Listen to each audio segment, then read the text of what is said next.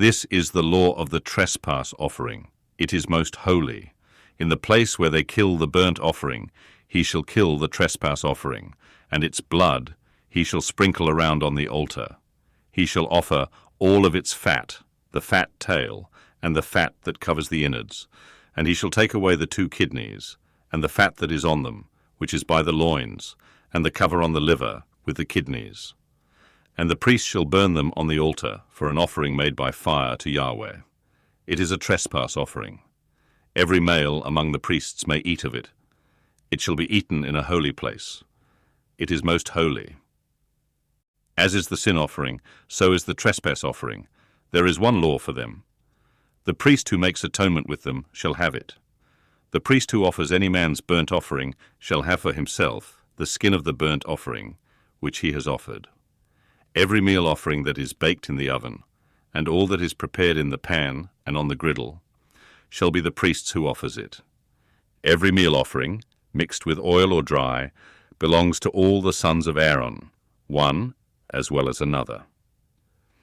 This is the law of the sacrifice of peace offerings, which one shall offer to Yahweh. If he offers it for a thanksgiving, then he shall offer with the sacrifice of thanksgiving unleavened cakes mixed with oil, and unleavened wafers, anointed with oil, and cakes mixed with oil. He shall offer his offering with the sacrifice of his peace offerings for thanksgiving with cakes of leavened bread. Of it he shall offer one out of each offering for a heave offering to Yahweh. It shall be the priest's who sprinkles the blood of the peace offerings. The flesh of the sacrifice of his peace offerings for thanksgiving shall be eaten on the day of his offering. He shall not leave any of it until the morning. But if the sacrifice of his offering is a vow or a free will offering, it shall be eaten on the day that he offers his sacrifice. On the next day, what remains of it shall be eaten. But what remains of the meat of the sacrifice on the 3rd day shall be burned with fire. If any of the meat of the sacrifice of his peace offerings is eaten on the 3rd day, it will not be accepted, and it shall not be credited to him who offers it. It will be an abomination, and the soul who eats any of it will bear his iniquity. The meat that touches any unclean thing shall not be eaten. It shall be burned with fire. As for the meat, everyone who is clean may eat it. But the soul who eats of the meat of the sacrifice of peace offerings that belongs to Yahweh, having his uncleanness on him, that soul shall be cut off from his people. When anyone touches any unclean thing, the uncleanness of man, or an unclean animal, or any unclean abomination, and eat some of the meat of the sacrifice of peace offerings which belong to Yahweh, that soul shall be cut off from his people.